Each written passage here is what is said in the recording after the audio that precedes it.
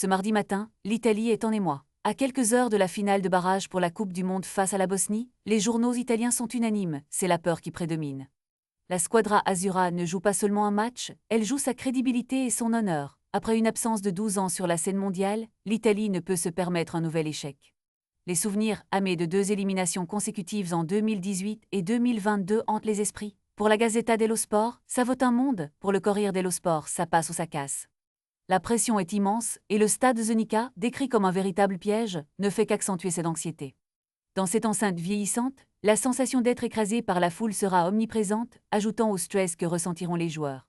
Miralem Pjanic, ancien international bosnien, résume parfaitement la situation. On a l'impression qu'il y a 25 000 personnes dans un stade de 12 000 places. Les supporters bosniens, ferves et engagés, seront un obstacle supplémentaire. La récente polémique, où des joueurs italiens ont été perçus comme arrogants après avoir célébré la qualification de la Bosnie, a ajouté une couche de tension. Les médias anticipent un match haché et physique, dans une ambiance hostile. Ce duel est non seulement un test de caractère pour l'Italie, mais aussi un moment décisif pour la nation.